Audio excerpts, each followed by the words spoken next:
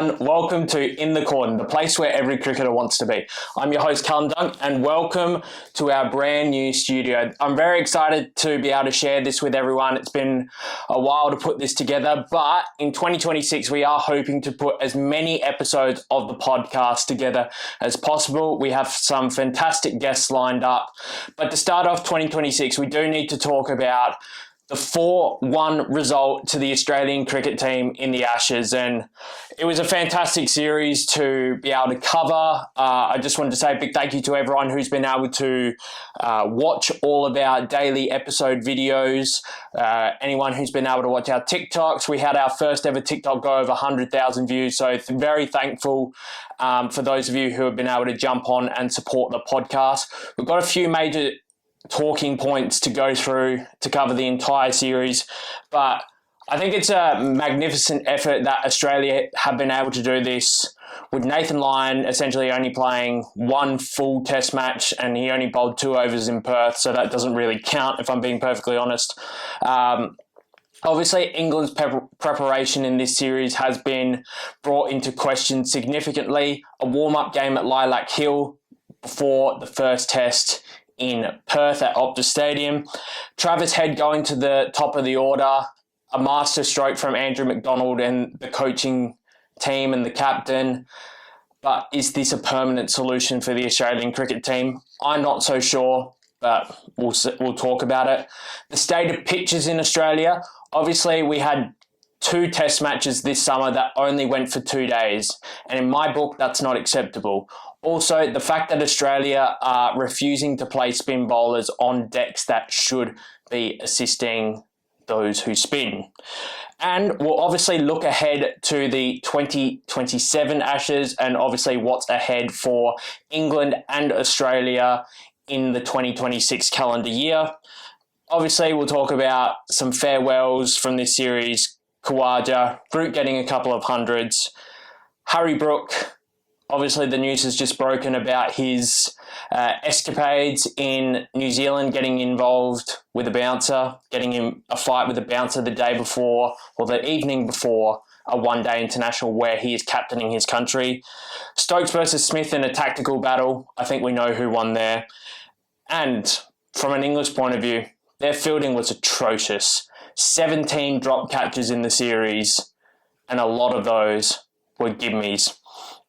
But the key question after this tour, Bazball is dead, but do Ben Stokes, Brendan McCullum and Rob Key survive the fallout from this Ashes series? Let's talk about the Australian team. If you said to me at the start of the series that Hazlewood, Cummins, between them would only play 1 test match, and Nathan Lyon really only playing a role in the Adelaide test match. It's a tremendous achievement what this Australian team has been able to do without 3 of their greatest bowlers pretty much ever. But I think it shows the depth in Australian cricket. Jai Richardson played his first test match in 4 years. Michael Neser has a 3-year absence from the test team, comes in, takes 15 wickets in 3 test matches, scores some handy runs as well. His maiden 5-wicket haul in test match cricket. Then you look at Scott Boland, over 20 wickets in the series, at an average a little bit higher than what we are accustomed to, but that's obviously going to happen when you play more test match cricket. Mitchell Starc, arguably the player of the series, was the player of the series, but it was a real toss-up between him and Travis Head. 31 wickets at an average of 19, rivals the performance of what we saw from Jasprit Bumrah last summer, so that was absolutely outstanding. England would have been absolutely licking their lips to hear that Hazlewood wasn't playing, Cummins wasn't playing the first 2 test matches, and obviously Nathan Lyon not playing a key role in the series. England would have been thinking, this is our opportunity. I think that England had somewhat of a chance coming to Australia. Did I think that they were ever a genuine chance to win the series? Probably not. But I always thought they could snag a test match or maybe even 2. England's preparation. This was one of the biggest mismanagers I've seen of a team's preparation. I understand they needed to go to New Zealand to play a white ball tour in order to get qualification points for the 2027 World Cup. They lost that series 3-0 though, so in hindsight, it doesn't really matter. Then they fly to Perth and they ask for the whacker. Unfortunately, they weren't able to get the whacker due to the WBBL. Fair enough from a Cricket Australia point of view. They're offered Adelaide as a consolation prize though. I think Adelaide would be a great place to have a warm-up, but I'm biased because I live here. I don't understand why England wouldn't take the opportunity to come to Adelaide. They'd get access to Adelaide Oval pretty well. The WBBL games for the Adelaide Strikers are played at Karen Rolton Oval, which is an oval about 5 to 10 minutes away from Adelaide Oval. But they would have been able to get access to Adelaide Oval and have a proper hit out if they asked for it. Instead, they're playing at a community club ground in Lilac Hill, and Ben Stokes takes a 6-wicket haul with all of his wickets, players being caught on the boundary or in short catching positions. Not a particularly great start to the series. But as we saw throughout the series, England definitely played a lot better as the series went on. So if they had played a couple of warm-up games here before the test match in Perth, could we have seen a different result? Then we see Zach Crawley get a pair in Perth. Ben Duckett averages under 20 for the series. Ollie Pope looks okay in Perth, but is dropped for the Boxing Day test match. You would think that if these players potentially had more time to get used to the Australian conditions, they would have performed a lot better. I think that Brendan McCullum and Rob Key in this scenario probably have a lot to answer for. And this is part of the question of will they survive this fallout. Some interesting selections from an English point of view. They decided to make James Anderson retire because they thought his style of bowling wouldn't be suited to the wickets here. The pitches in Australia since the last Ashes series in 2021-22 have been spicier probably than they've ever been for a good 20 years, I reckon. We've seen it really hard for Shield batters to score runs, and England, I don't think, did their homework.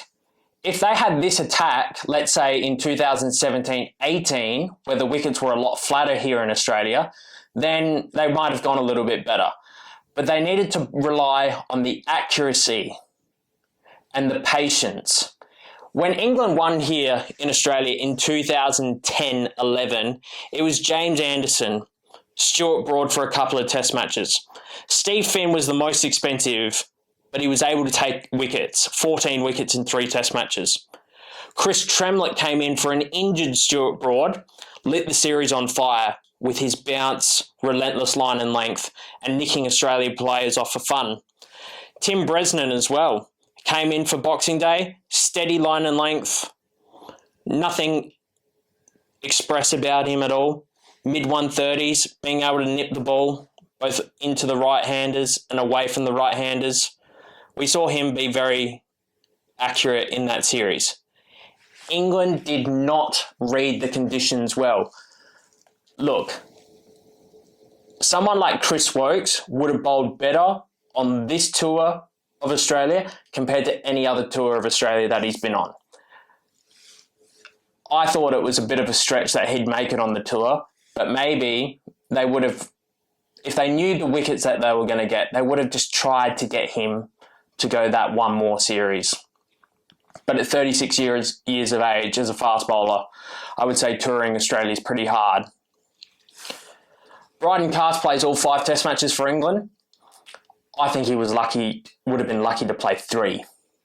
Josh Tongue, not selected in Perth, comes in at Adelaide, does exceptional, takes a 4-for in the second innings.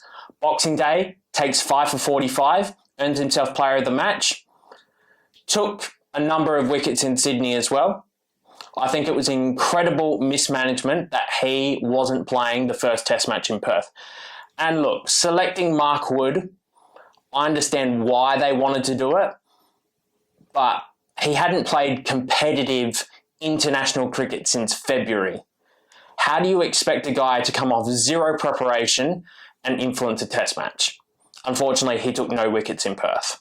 But I understand the temptation and why they wanted to play him. Let's talk about Travis Head opening the batting. I guess Usman Khawaja going and having some back spasms playing golf, maybe it was a blessing in disguise.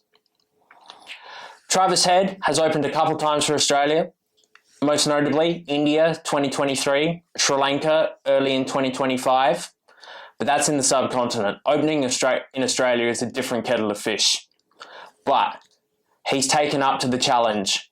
Australia have been missing that powerful left-hander up the top of the order for quite some time, since David Warner's retirement, or just an aggressive opener in general. I think Trav looks good at the top of the order. I don't know whether it's a sustainable thing for Australia. I think we were really lucky that England's bowling attack was pretty rubbish in this series, if I'm being perfectly honest. You're not going to get that when you go to South Africa and you play against the likes of Rabada, Marco Jansen, Ngidi, Anrik Nortje. South Africa have a battery of fast bowlers, a bit like we do.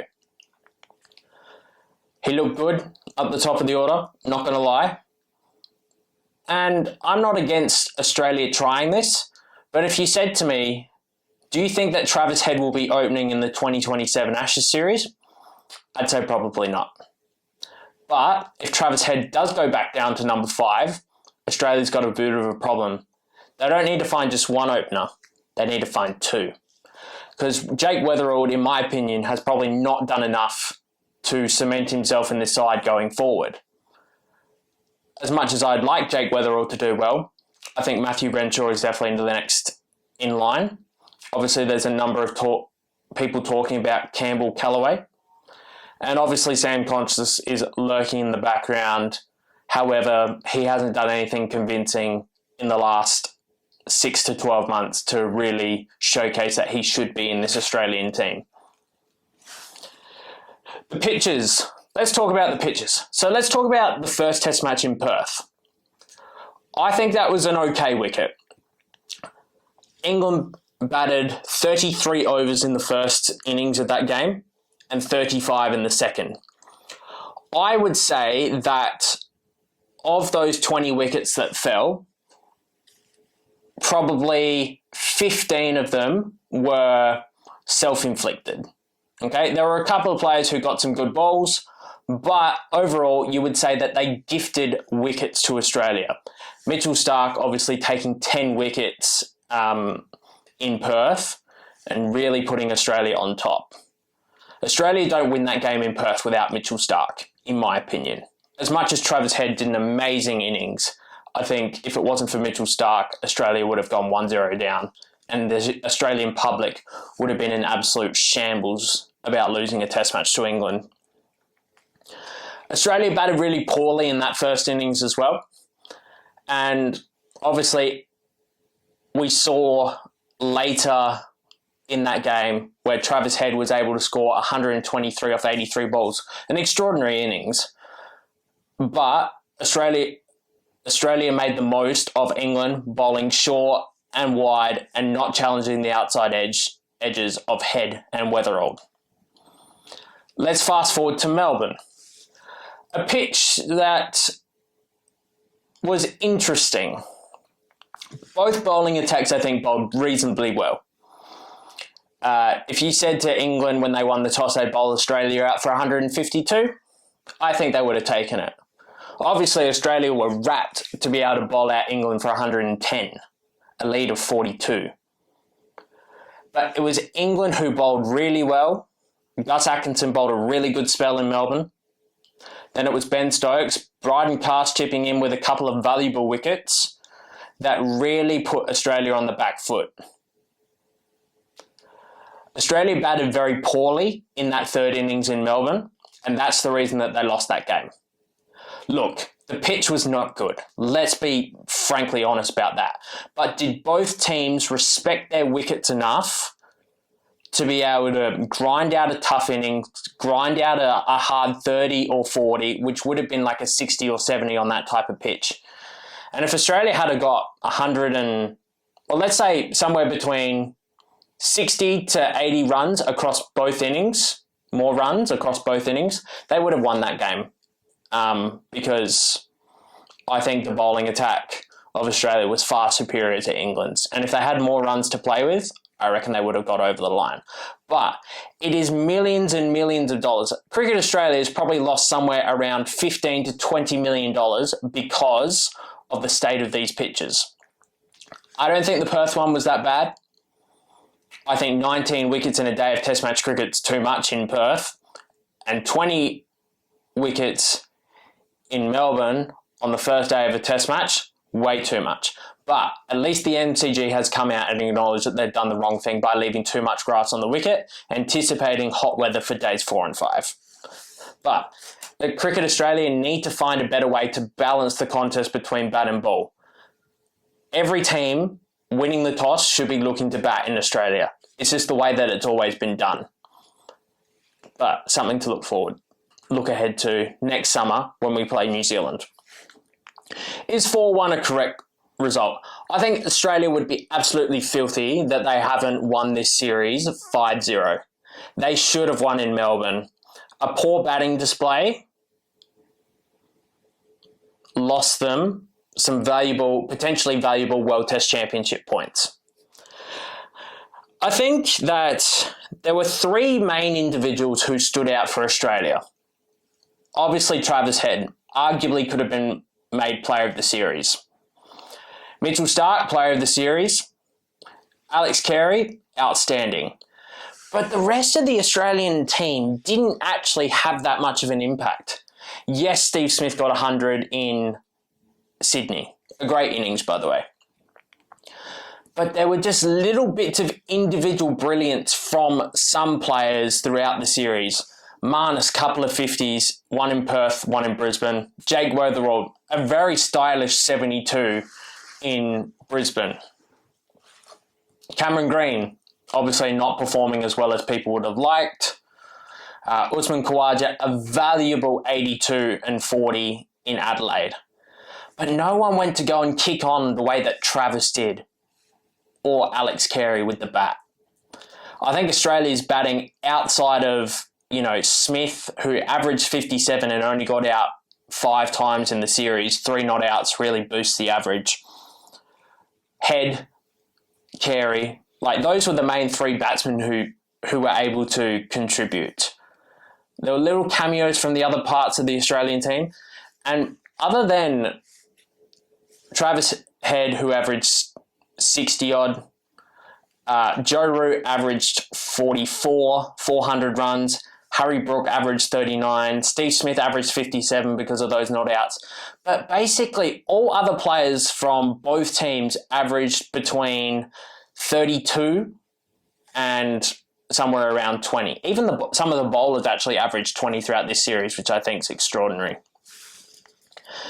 I think that, Australia were able to make the most of their moments that they had in the game, but geez, England were poor in my opinion. In some games, they were particularly poor, particularly with the ball. And what this series has shown is the bowling attacks are so far apart at the moment.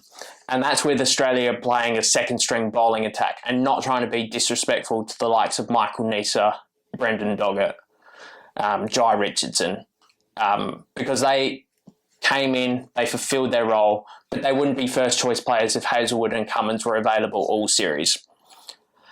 Khawaja's farewell, I love that he was able to finish in Sydney. I'm glad he made the decision. As much as I wanted Khawaja to be dropped from the team 12 months ago, because I thought 38-year-old, the last 2 years he's been averaging 15 outside of his 232 in Sri Lanka. Obviously that was a spectacular innings. But he's looked jumpy against pace for quite some time, and I think this is the right call. But I am glad that he got his swan song. Obviously, there's a number of people who've been critical of Khawaja throughout this series. Obviously, the preparation leading into Perth, getting the back spasms. But I think that this is the right time to finish up, and Australia do need to look at rejuvenating some players in this team and rejuvenating the side. Otherwise, we're going to have a situation like we did in 2007 when Warne, McGrath and Langer departed the team. That's a third of your side pretty much right there. So we don't want the same thing to happen potentially at the end of the 2027 Ashes. But I do feel that style of change is coming. Joe Root was able to score 400 runs in this series, but he was able to score a really good 100 not out in Brisbane against the pink ball, able to score his first Test ton in Australia. And he didn't do it just once, he did it twice. He was able to score a brilliant 160 in Sydney, his first red ball century against Australia in Australia. I'm really glad that Joe Root was able to tick off these milestones. He'll be happy to have won a Test match here in Australia, but I think it just shows the reliance, the unhealthy reliance that this English team have on Joe Root, because they're always looking for him to bail them out of trouble. But that's what great players do. Harry Brook. I had very high expectations of Harry Brook coming to Australia, but obviously it's come out in the last couple of days about his altercation with a bouncer at a nightclub in New Zealand. And for someone who's your captain in white ball cricket, I think that's completely unacceptable. For someone who is your vice captain in Test match cricket, I think it's completely unacceptable. Some people are saying that Ben Stokes needs to hand over the captaincy. Who are you going to hand it over to? After what's come out, you're not going to hand it to Harry Brook. I wouldn't. Joe isn't going to want to be captain again. I think if he had to step in for a Test match, he'd be happy to do it as a once-off sort of thing. But if you're asking him to consistently captain Test match cricket, no way. Obviously, the bowlers in England are also injury-prone, and none of your top three are set at the moment. So that's something for England to consider. Harry Brook basically got starts in 8 of his innings. He scored 250s in the series. He'll be kicking himself that he didn't turn maybe 3 of those knocks into centuries, because I think he's a good enough player. He's the modern-day Kevin Peterson. Ben Stokes, I thought, was really poor tactically. I think he's a good leader of men, and there's been a lot made about his dismissal in Adelaide when he was sort of having a little tantrum. But I think that just shows how much he cared about his wicket in that game compared to some of his teammates. So that's something to consider. I thought Steve Smith was pretty good tactically throughout this series. Australia did employ the short pitch barrage to the tail, and under Cummins and Smith's captaincy over the last 3 years, I don't like that particular type of tactic, but it has worked. Let's talk about England's fielding. They dropped 17 catches throughout this series. I watched them back before coming on and recording this episode. I think that 5 of them were considered to be extremely tough chances. That's 12 extra wickets that they could have taken, and imagine the runs that would have been saved if they were able to take those catches. So they tried to supposedly employ a fielding coach 3 weeks before the tour started. Incredible mismanagement from the English leadership. Let's talk about the big thing. Obviously, Australia will be celebrating, but England will be hanging their heads in shame as they head back to the UK. So let's talk about, does Ben Stokes survive as captain? Absolutely, I think he survives. He's on a 2-year playing contract with the ECB, and they've got no one else, in my opinion, who would do a better job than him as captain. They've got no one better to come in. Brendan McCullum.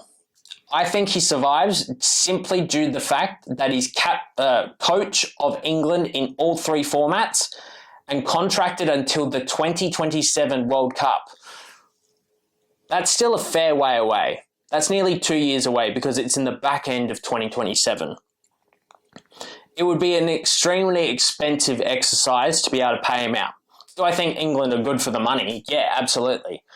But are they going to want to pay him out millions and millions of pounds? Probably not. And Rob Key. I think Rob Key was a great appointment. I used to love listening to him on Sky Cricket when he was commentating. I think he's done a really good job to rejuvenate Test cricket in England, and obviously Bazball has been successful in its first 18 months, but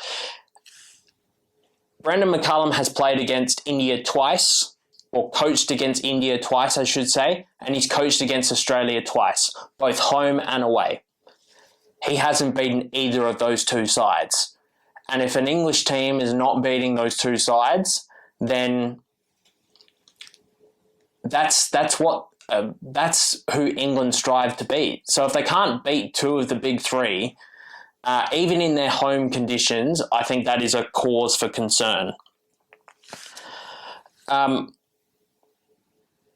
I think that all three of these people will survive. If anything would happen, I think Rob Key would be the scapegoat because he's in that management position. But there definitely do need to be some changes from an English point of view. I think they need to adjust the Bazball game plan. Look, when a team is on their knees in the field and they've been in the field for 100 overs, yes, put the foot down, put the pressure on them, make them hate life in the field. What they need to do, this is what I think England need to do to become a more successful Test team. When England beat Australia here in 2010-11, who were the key people that you thought of? Alistair Cook, over 700 runs. Jonathan Trott, 3 centuries in that series. A massive 160 not out in Melbourne.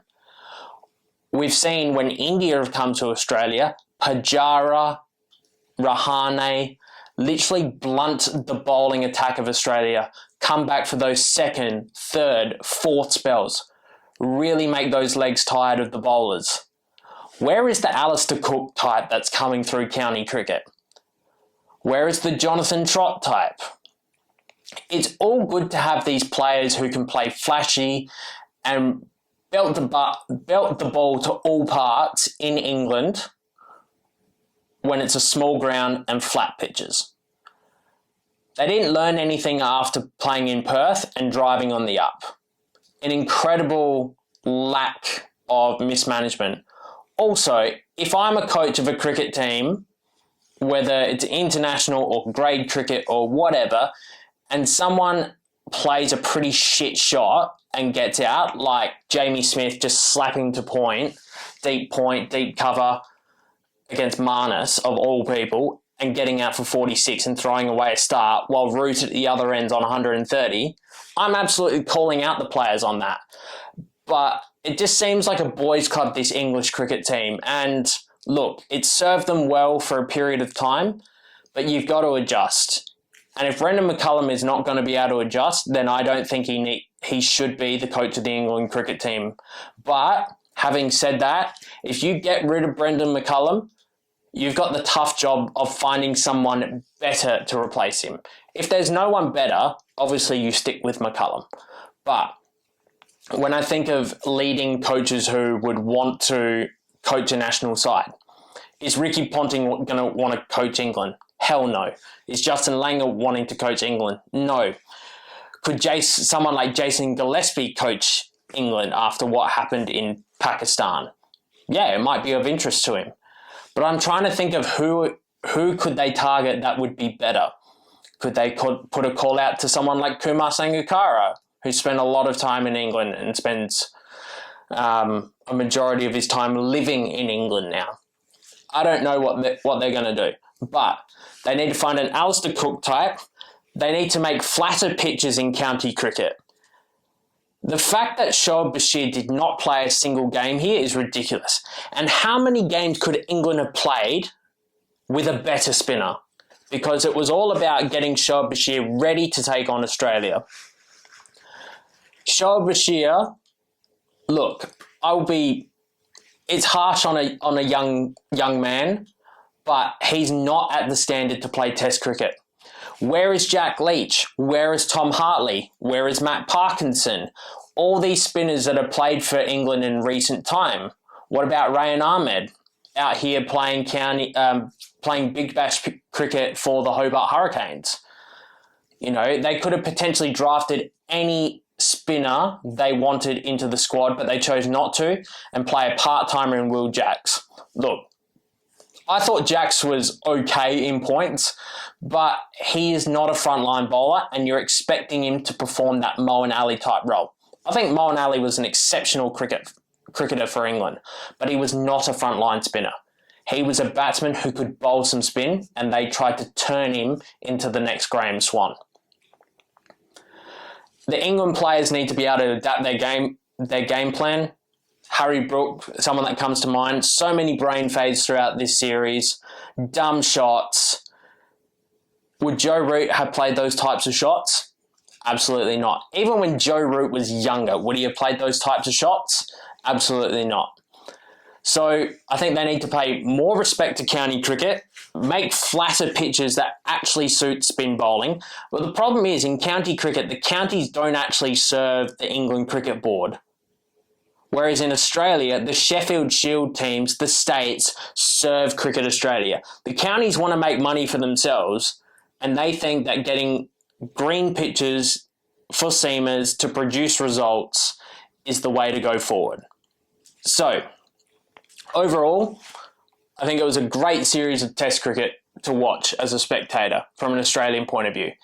If I was an England fan who flew halfway around the world, I'd be absolutely gutted.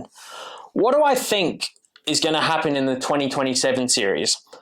I think it just purely depends on what the state of this English bowling attack is like and whether Australia's ageing team can make it another year and a half. Do I think Mitchell Starc will be there? Yes. Do I think Pat Cummins will be there? Yes. Do I think Steve Smith will be there? I think he's got enough fuel in the tank to get there. Then it's a question of the likes of, does Scott Boland, who's older than Mitchell Starc, make it another year and a half? 50-50. The one that I'm personally most worried about would be Josh Hazlewood. I don't know whether Hazlewood can get to that 2027 Ashes series unless he decides to give away one of the other formats. If I was him, I'd probably be giving up Test cricket to increase the longevity of his white ball career. We've seen how successful he's been in T20 cricket. But would I love for Josh Hazlewood to be there in 2027 from an Australian point of view? Absolutely. Of course I would. So, from an English point of view, can they get an Alistair Cook type or a really solid number 3 bat? I don't know if Jacob Bethel is a long-term number 3, but he'll certainly get the series against Pakistan and New Zealand when England next play Test cricket in June. Let me know your thoughts in the comments about this Ashes series. What was the best moment? Where did England lose this? Were Australia that good, or were England just that bad? And what is your prediction for the 2027 Ashes series? I'm Callum Dunk. Thank you so much for watching In the Quadrant. Please make sure that you subscribe to us on all of your social media channels, and we'll see you on the next episode. Cheers.